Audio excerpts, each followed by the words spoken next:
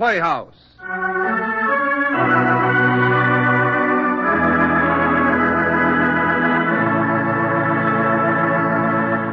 Ready with the bass drum, Bobby? I'll say I am. Listen to me, Dad. Oh, that's the stuff. How about the old kazoosaphone, Peter? Right in time. Well, that sounds like a bit of all right, young fellow, my lad. All right, now here goes. McNamara's Band with a hot time in the old town tonight.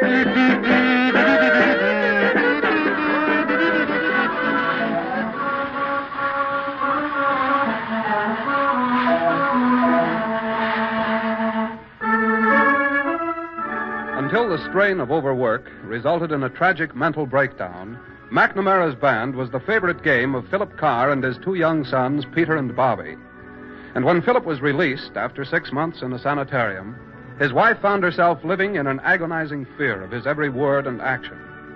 How these two people worked out the problems which faced them is compellingly told in Author's Playhouse presentation for tonight, The Long Way Round, a story by James Ronald.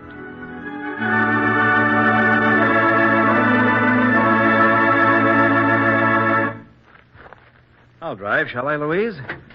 I think perhaps I'd better, Philip. Oh, okay, dear. I don't suppose it makes any difference. I only thought it'd been so long since I sat behind a wheel. I said I only thought it'd been so long since I sat behind a wheel. I heard you, Philip. You just rest. Oh. Stop here a minute, will you, Louise? Why on earth do you want to stop here? Well, I just want to look back and see the place from the outside. Huh. An inviting-looking dump, isn't it? And those bars on the windows don't help. Funny. I've been here for 6 months. And until this moment, I had no idea how it looks from the outside. I've seen all I want of it myself. I never want to see it again. Poor old girl. It was worse for you than for me. I don't know how you stood it. Coming to see me twice a week, rain or shine. If you've finished looking at the place, Philip, I'll drive on. Right. The sooner the better. I've seen all of it I want. Yeah, the only place I want to look at now is home.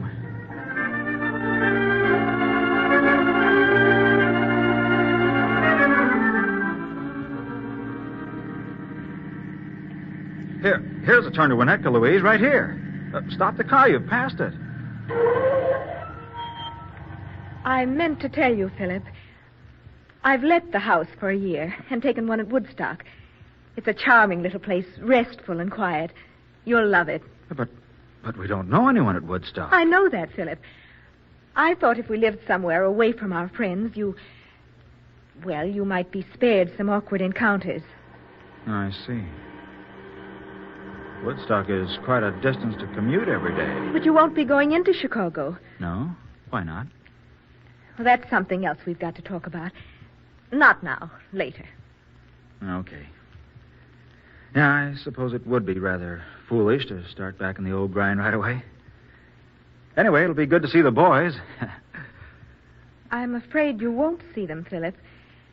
At least not for a while. I sent them to stay with Mother. Louise.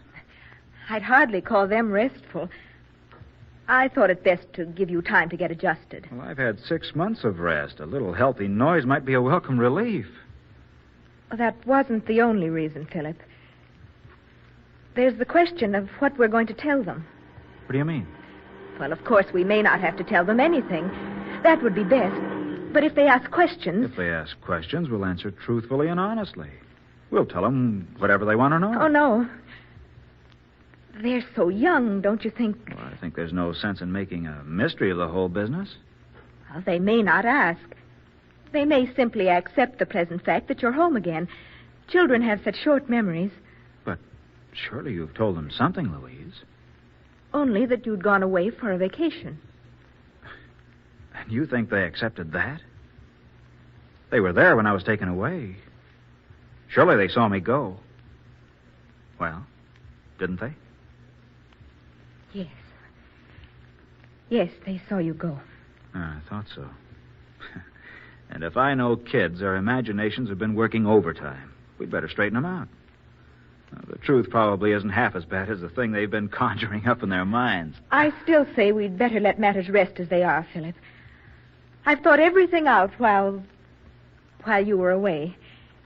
And what I've done, I'm sure, is for the best.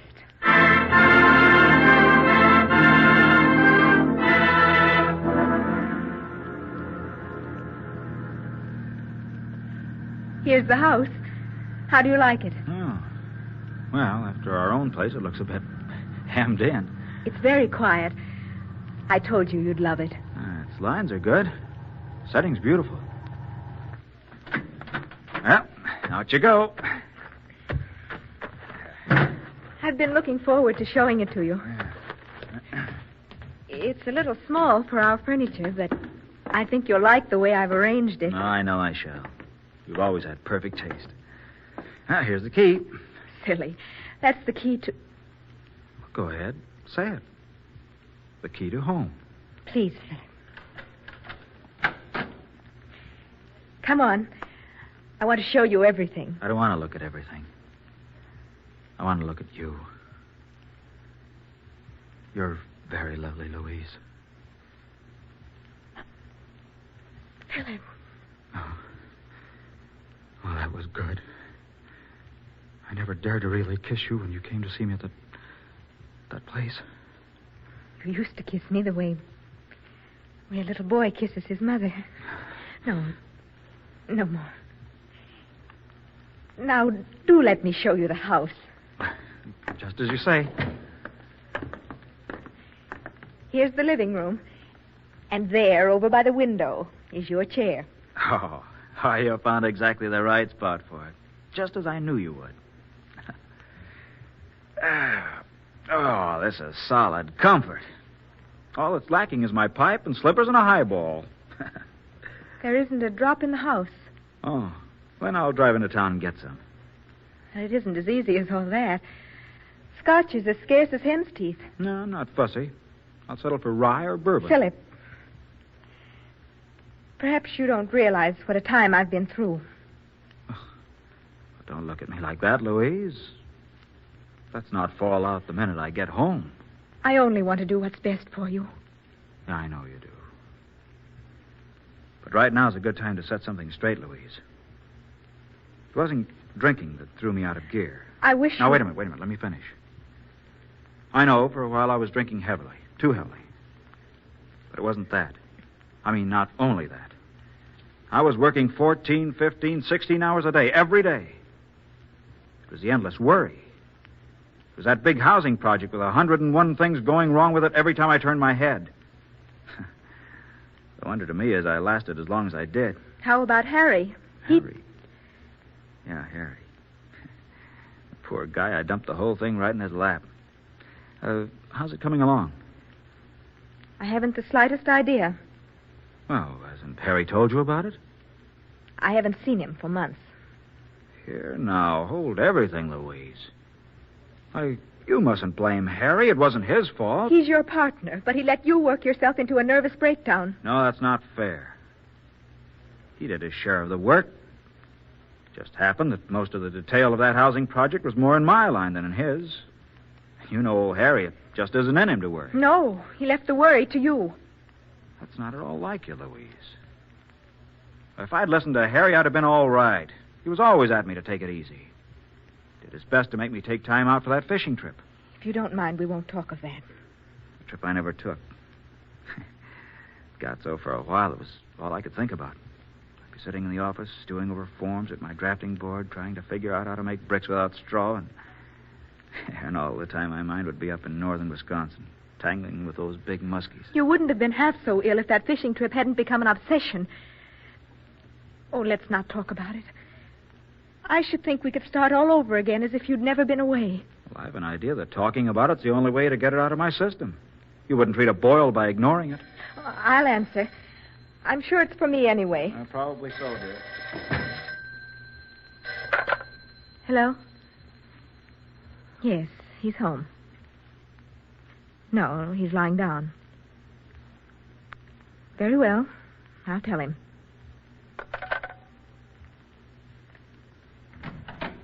Why did you close the door, Louise? I don't know. I didn't even realize that I did.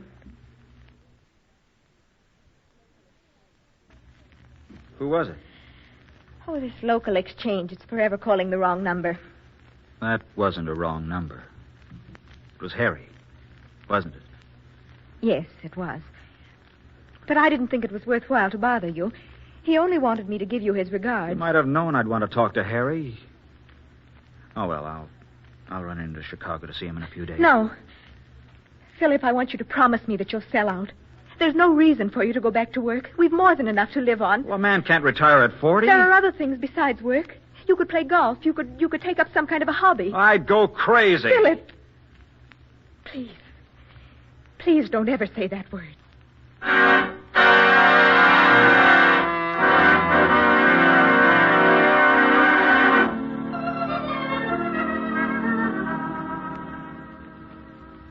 I've been helping out Louise by more or less looking after your financial affairs while you were away, Philip. All the details are here if you'd like to go over them. Jack, please don't bother Philip right now with that sort of thing. He knows we can rely on you. But after all, Sis... She's right, Jack. If I can't trust my wife's brother... Thanks, old man. I'm glad you feel that way about it. However, there's something that's just come up that I'd like to have you decide for yourselves. I have a tenant who's willing to pay $75 a month for the cottage. We'd better snap it up, Philip. Why, we've lived in that cottage while we were building the house.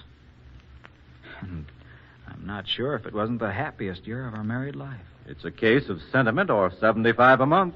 Take your choice. I'll take sentiment. We can do without the 75. Thanks a lot for everything you've done, Jack. I appreciate it. Philip, don't you think it might be best to leave everything in Jack's hands? It wouldn't be any bother. I'm supposed to be all right now. Remember?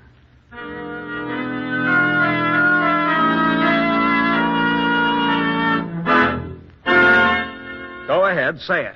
I disgraced you. I behaved like a boor, didn't I? I couldn't see any special reason for you to call Mr. Peters an unmitigated old fool. Look, a lot of things happened these 6 months I was away. He kept bringing up things that anyone who followed the newspapers would be bound to know. But I was stumped. I felt like saying, you know why I don't know what you're talking about? No, I'm not crazy now, but I was for 6 months. Philip, I've asked you before. Please.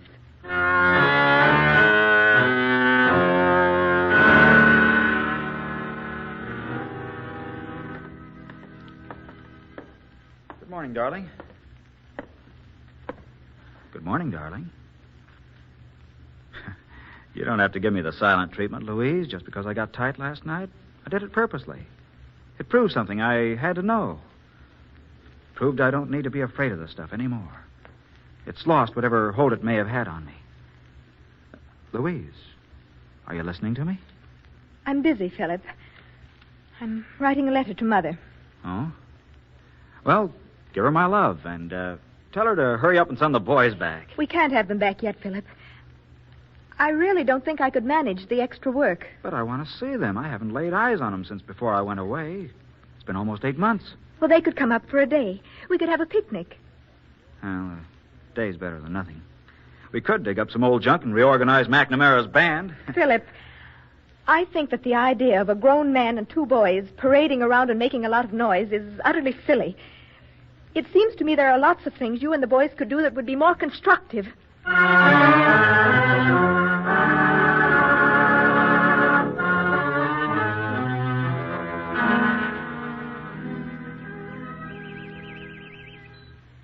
Dad, you're all right now, aren't you? Yes, son. I'm all right now. Gee, you were funny, Dad. Was I, Bobby? When was that? When you was fishing off the sleeping porch into the yard. You kept hollering, I got one. I got a big one.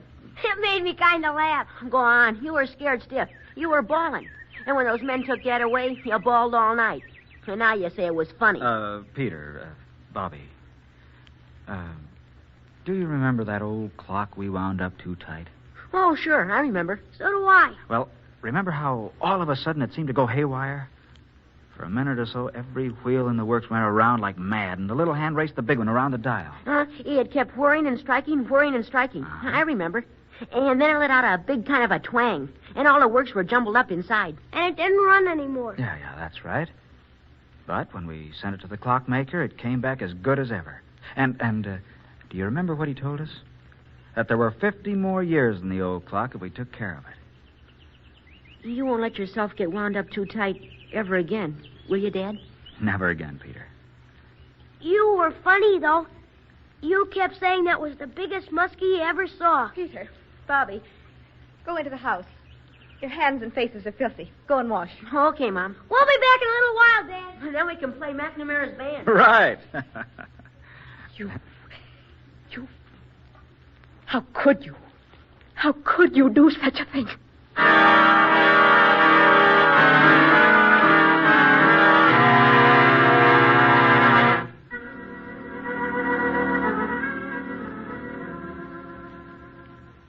No, it's quite out of the question. And that's final, do you understand? I won't have him bothered. You've got to leave him alone. Louise. No, goodbye. Let me have that phone, please. Harry? Philip, how are you, old boy? I never felt better in my life. What were you phoning about, Harry? Nothing very much. Nothing for you to worry about. Oh, I'm not the worrying kind anymore, Harry. You couldn't hire me to worry.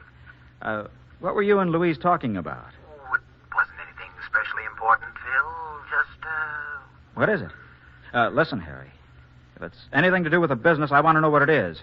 Well, now, if you put it that way, Phil, we've been asked to design a prefabricated house for the government. And it struck me it was right up your street, but I don't I'll be down at the office in the morning. Hey, hold on a minute now. Here, I won't have it at the office. I'll send you all the dope, and you can work it out at home, but you stay away from the office. And I'm not kidding, Phil. I mean it. All right, Harry, just as you say, but don't send the specifications here. I'll phone you later and tell you where to send them. Well, what's the idea? Goodbye, Harry. What did you mean by telling Harry not to send those specifications here? It's simple. I meant that I'm leaving. You can't, Philip. You shan't leave me. I won't let you. Philip, won't you try to understand? All I've ever thought I thought I was coming home. If this is what you call coming home, we've come the long way around. Maybe I've been a fool, but don't you see? Oh, you must see, Philip. I was afraid, terribly, horribly afraid. A man can't spend his days with fear. It eats his heart out, rots his insides away. I wanted you to forget. A man's made up of his experiences. He's got to be able to live with them in order to live with himself. Where are you going? I haven't even thought about that. All I've thought about is that I've got to get away from you. I love you, Louise. I always have and I always will. But you're poisoning the air I breathe. I've got to go now before I start hating you.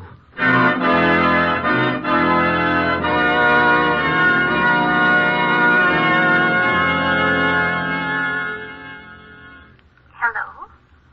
Mother, Louise, child, whatever's the matter? I've tried to get you 3 times since Tuesday, but your phone must have been out of order. What's happened between you and Philip? he's left me. Left you? Yes. Well, I thought something must be wrong the way he acted. He wouldn't talk about you at all. You've seen him? Why, yes. He came by yesterday afternoon and took the boys away for the weekend. Oh, Whatever's come between you, Louise? Well, I thought... I can't talk about it now, Mother. Goodbye.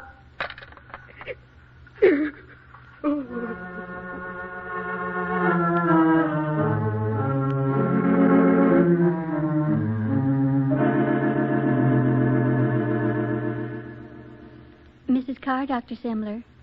How do you do? Mrs. Carr? You remember me, don't you, Dr. Semler? My husband, about 8 months ago. Oh, but of course, Mrs. Carr. Forgive me, please. And how is Mr. Carr doing? He was released from the sanitarium 2 months ago. Dr. Semler, I've got to talk to you. Certainly, Mrs. Carr. Sit down. There, please. Now, make yourself comfortable. Lie back and relax. That's right. Think of yourself as a spring, slowly unwinding. Wait until the spring is fully unwound before you try to tell me anything. How well do you remember my husband's case, Dr. Semler? Let me see. Too much work, a little too much alcohol, something snapped. All too often it happens in these trying times. My prescription was rest and proper care. He had all that, Dr. Semler, at the sanitarium. And he was discharged after 6 months as completely cured. At least, they said he was. But you yourself are not certain. How can I tell, Dr. Semler? I've done everything I know to make it easy for him. I let our house in Winnetka and moved to a quiet place in Woodstock so that he'd be away from all former associations. I even sent our 2 boys to stay at my mother's so they wouldn't bother him with their noise. I see. Mrs. Carr, since he has been home, has he ever given any indication of returning to irrationality? No. I can't say that he has. But now he's gone back to work. To the same kind of work that drove him crazy. Mrs. Carr, let me ask you something. Do you know what an anxiety neurosis is? No, not exactly. Then I shall tell you. It is a term which we use to describe a person who is a slave to a remote fear. I don't think you understand, Dr. Semler. I must not have explained things very clearly. Philip isn't a bit like that. Philip? Yes, my husband. He isn't like that at all. My dear young lady, we are not talking about your husband. We are talking about you.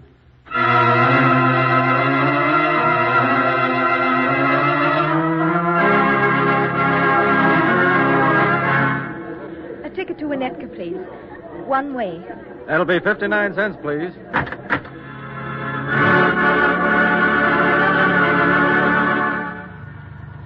Do you know where the Carr place is?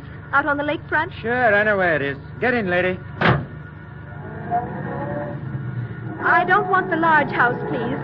I want the little cottage on the south side.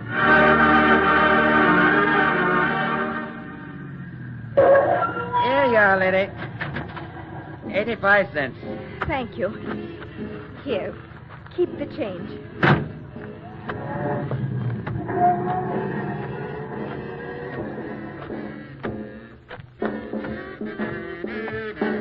Mom! Louise. I have a comb and some tissue paper in my handbag. Do you suppose I could join McNamara's band?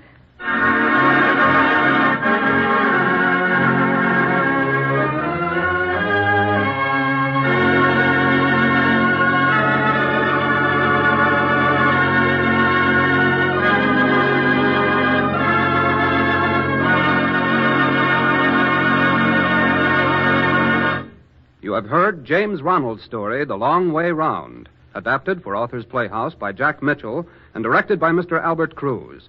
Miss Lorette Philbrandt was heard as Louise, Mr. Ralph Camargo as Philip. Others in the cast of Authors Playhouse tonight were Mr. Armand Hunter, Mr. Sidney Mason, Miss Helen Baymiller, Master Arthur Young, and Bobby Ellis. The organ music was arranged and played by Mr. Lewis Webb. Next week, same time, same station, Authors Playhouse will bring you Robert Carson's hilarious story of Washington in wartime. A call for Mr. Garrett.